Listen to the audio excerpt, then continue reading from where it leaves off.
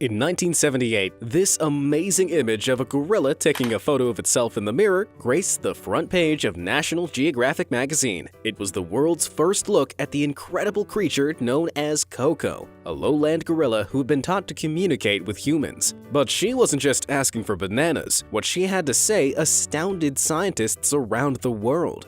So, come with me and let's find out about how one ape helped us make some of the most important discoveries about animal behavior in human history.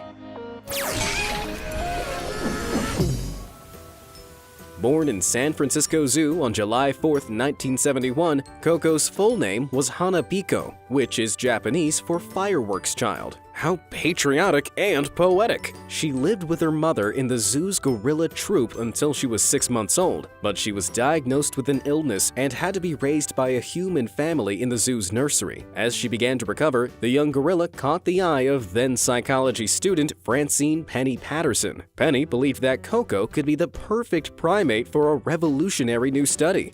She proposed that this young gorilla could be taught to speak to humans using sign language. 6 months later, in July 1972, Koko was moved to Stanford University and Project Koko took off. Before we dive back into Koko's incredible story, why don't you monkey around with those like and subscribe buttons? I put out new videos every day covering everything from fantastic facts to sensational stories like this one. You'd be bananas to miss out.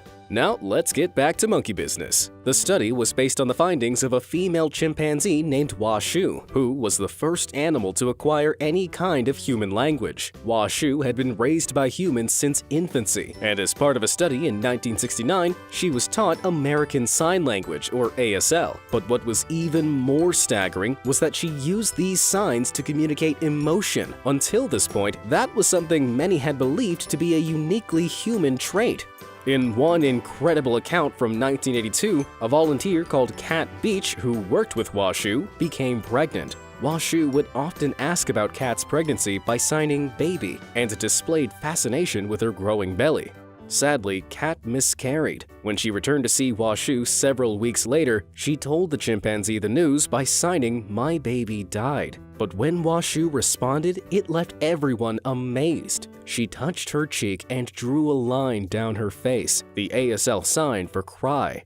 Chimpanzees don't shed tears, but Washu had somehow managed to associate human crying with sadness, a surprisingly human and empathetic response. It turned out Washu had also lost 2 babies after giving birth and showed signs of depression afterwards. Perhaps she understood what Kat was going through? Then, before Kat left, she signed "Please person hug." It seemed like she didn't want Kat to leave without some emotional support. Because gorillas are so large and difficult to train, these primates have never been considered for a study like this before, so teaching 1-year-old Koko required a lot of help. In the first 11 months of the project, Koko was in the presence of 1 or more fluent ASL signers for 10 to 20 hours a week. They taught her the signs through 2 methods. The first was called molding, where Koko's companions would shape her hands into the right configurations and motions. The second was called imitation, where Koko was encouraged to form the same sign after it had been used by a teacher. Here, Penny uses the sign for candy first, and then moves Koko's hands to imitate the gesture before rewarding her with a sweet treat. Looks much tastier than a banana. But how could the researchers know that Koko was really communicating and not just mimicking behaviors that she'd associated with tasty treats? In Project Koko, a sign like this would only be considered reliably learned if it met some scientific criteria. One of those criteria was that it had to be witnessed and recorded by 2 independent observers. This stopped people lying or being mistaken about what they saw. Another was that Koko had to spontaneously use a sign on at least half of the days of any given month. This meant that it was being both remembered and learned. And finally, it had to be used appropriately, so that she learned specific signs related to specific things. So, with all the science in place, how quickly would Koko pick up on this new alien language? Amazingly, it took just a few weeks of training before she signed her first word on her own. It was a close approximation of food or eat. Man, she's an ape after my own heart.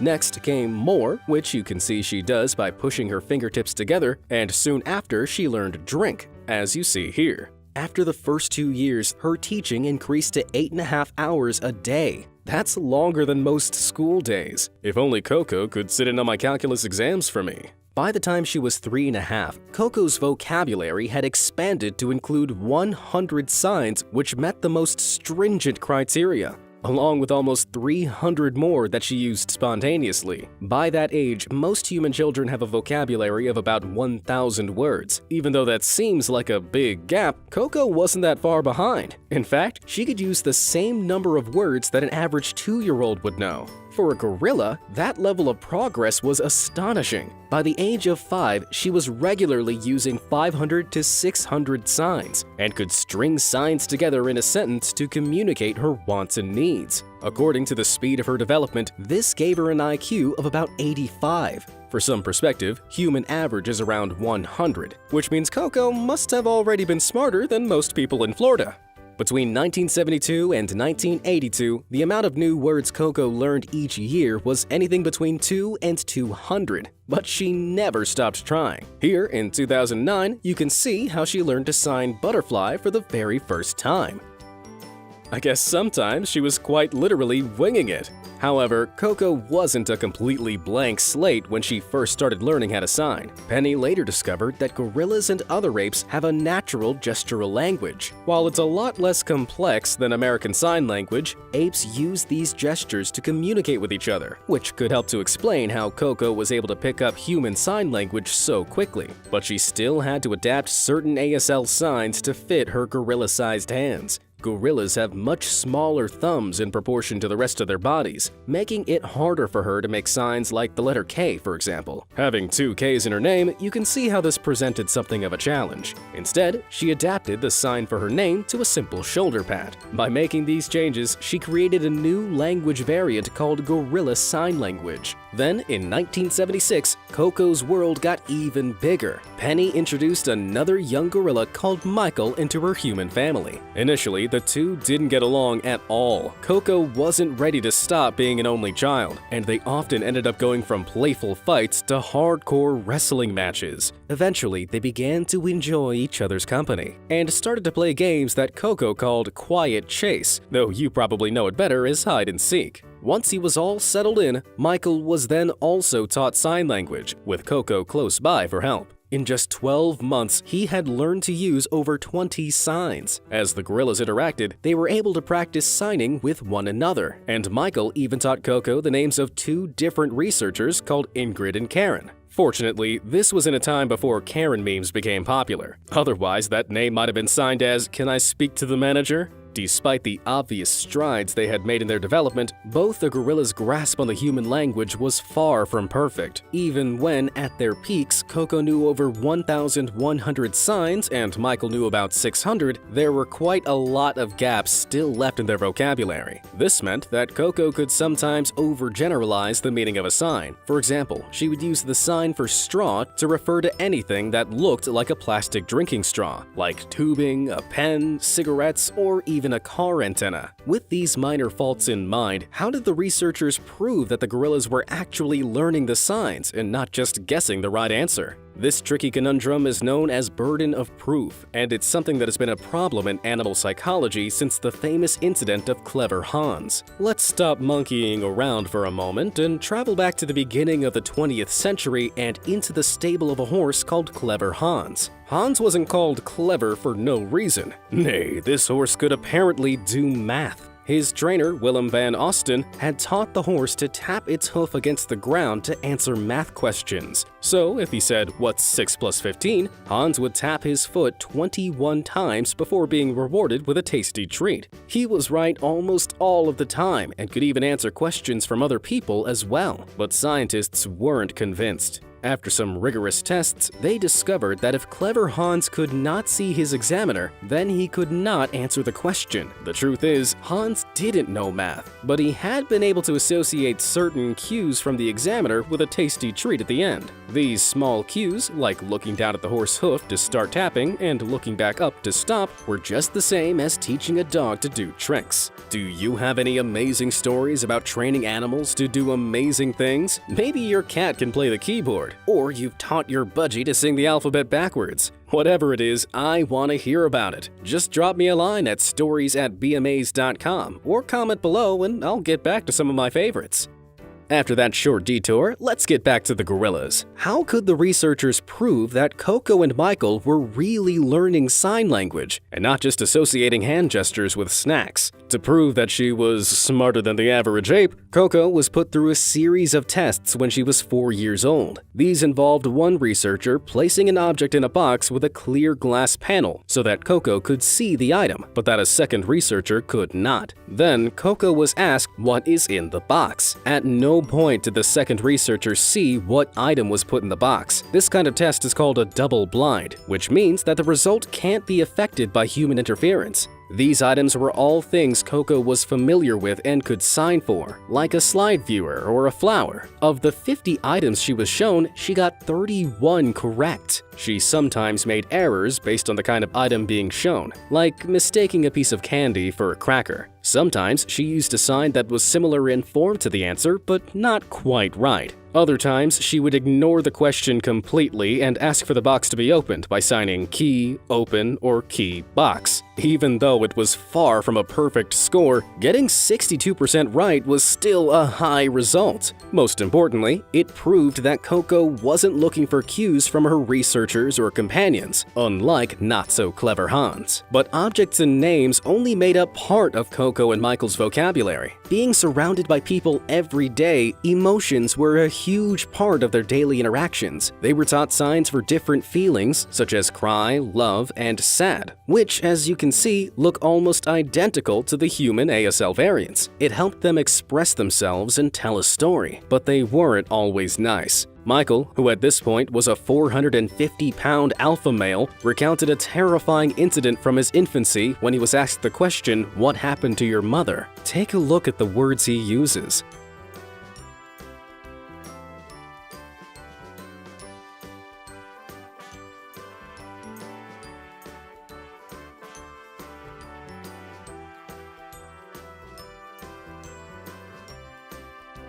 It doesn't take a scientist to work out something very bad happened here. Michael was born in Africa at a time when deforestation and hunting pushed the existence of the country's gorillas to its brink. From his disturbing account, researchers believe Michael witnessed his mother being killed by poachers for bushmeat. The horrendous event left him orphaned and in captivity. The gorillas had no trouble using their newly learned language to express their thoughts and opinions about new people they met, and they weren't always so nice. When Koko was interviewed by Cynthia Gorney, a writer for National Geographic, back in 1985, she didn't seem to warm to her at first. In fact, as Gorney recalls, Koko called her a toilet via sign language. So it seems like she had a great sense of humor too. But these talking gorillas weren't all doom, gloom, and attitude. There are plenty of quirky anecdotes about them too. It may sound strange, but Koko even developed a total fascination with cats.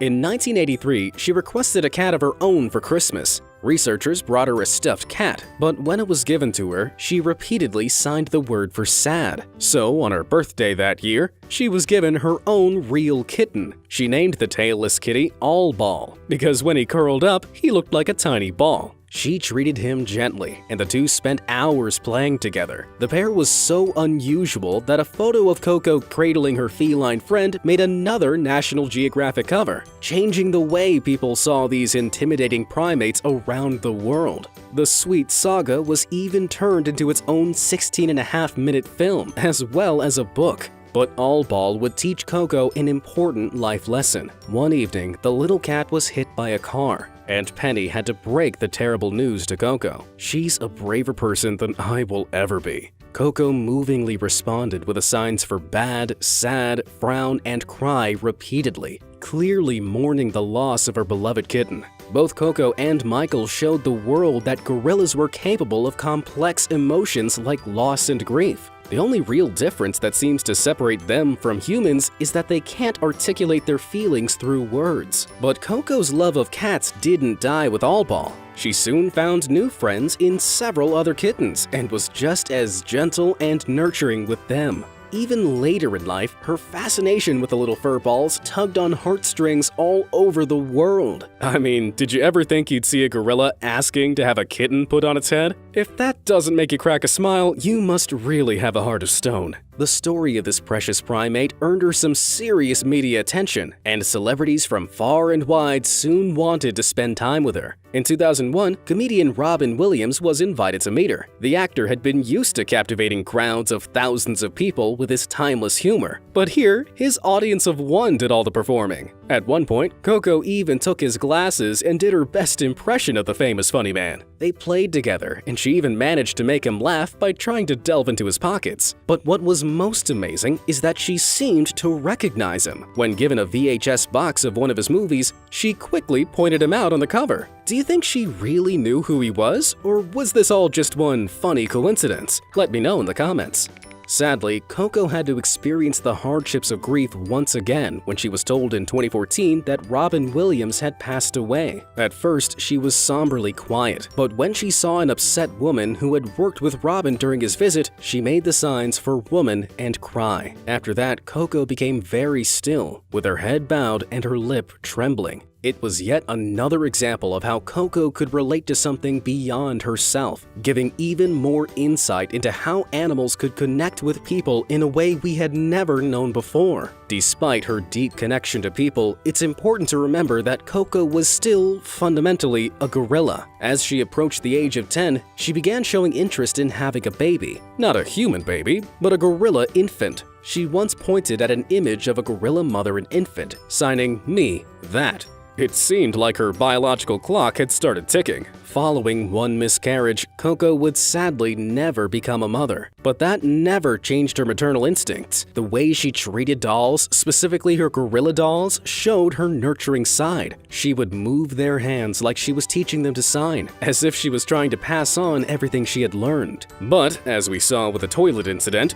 Koko didn't always act so innocent. At the age of 3, Koko used her powers of communication to craft her first ever lie. She had broken a toy cat in her den, but when she was asked about it, she replied, "Kate, cat," apparently blaming one of her researchers, Kate. However, Koko might have meant that Kate was with her when the cat was broken, in which case, no harm done. But another event definitely caught Koko red-handed. She'd sat on the facility's kitchen counter, but the counter couldn't take the weight of a 5-year-old, almost 300-pound gorilla, and the top caved in. When Penny questioned her about it, Koko replied, "Kate, they're bad." Either Kate weighed the same amount as a young gorilla, or Koko really had it out for her. What a mischievous monkey. But as you might expect, Koko wasn't the only one who was caught trying to dodge blame. Michael once ripped the jacket of a visiting volunteer called Ellie. When she asked who ripped my jacket, Michael made the sign for Koko. It seems like it's every gorilla for themselves. When asked again, he had the audacity to place the blame on Penny. Finally, he confessed by signing Mike.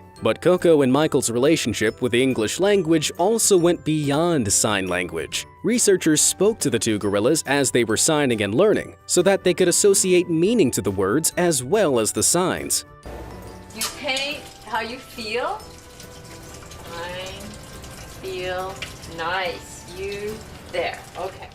At the time, it was considered almost impossible that animals could understand spoken human language. The idea even went against one of the main theories of language development, called the motor theory of speech perception. This theory explained that a crucial component of understanding words is knowing how to say them. For example, what's this word?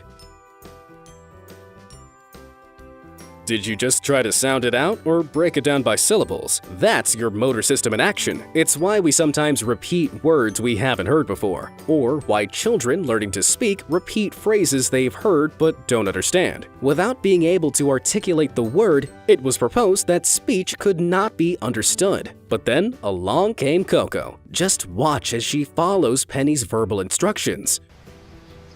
One more and then you turn it off, okay? Good.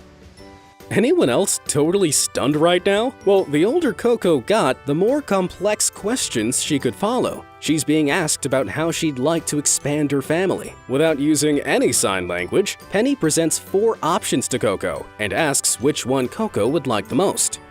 2 female adult gorillas come to be with Koko and Ndume. to make babies here.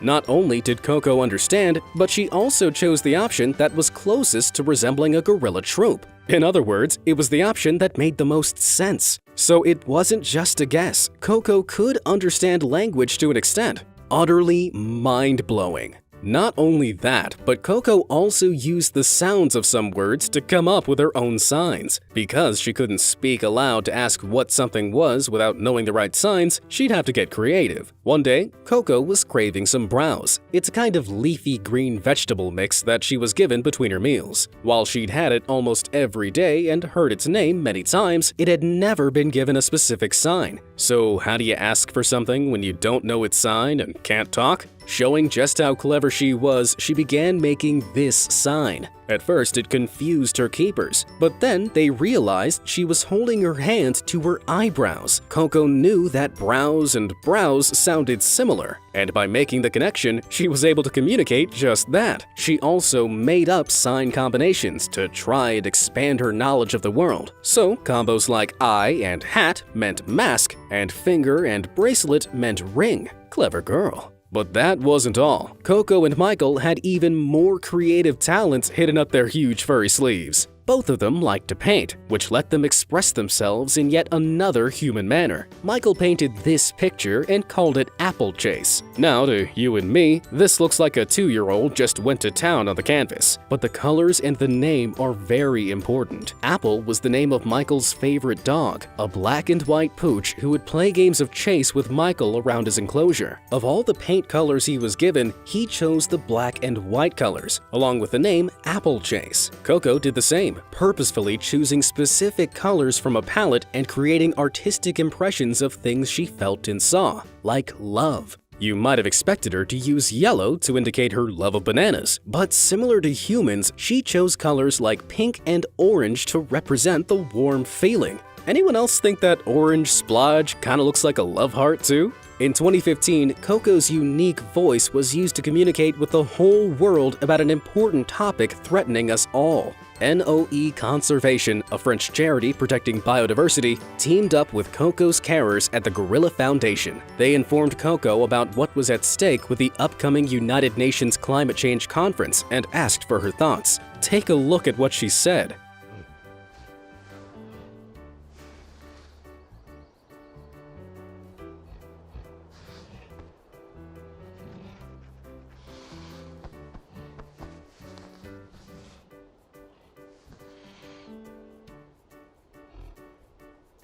She goes on to sign that we need to hurry and fix the Earth, and that nature needs us to help, finishing with a very polite thank you, demonstrating more manners than most humans. Greta Thunberg would be proud. While it's clear that her response has been heavily edited, and perhaps her response was not entirely spontaneous, the signs themselves were undisputable. Fix Earth and man stupid has pretty clear meanings if you ask me. However, we don't know if Koko really understood what climate change was, and sadly, we never will. Koko passed away in her sleep in 2018 at the age of 46. Her best friend Michael also made his way up to that heavenly jungle in the sky 18 years before. Both of these amazing apes established that interspecies communication is possible, but Koko had also left humanity with a huge lesson. She had emotional depth. She could love, learn, and grieve similarly to humans. Of course, there are still doubters. Some have pointed out that apes communicate mostly through functional signs, like asking for food or toys. Others claim that Koko's signs were elicited by her handlers asking her questions. Whatever you think, one thing is clear. Koko's taught valuable lessons about understanding animal and human connection. You could say she made one small step for apes and one giant leap for ape kind. Well, what did you learn from Koko's incredible story? Let me know in the comments below, and thanks for watching.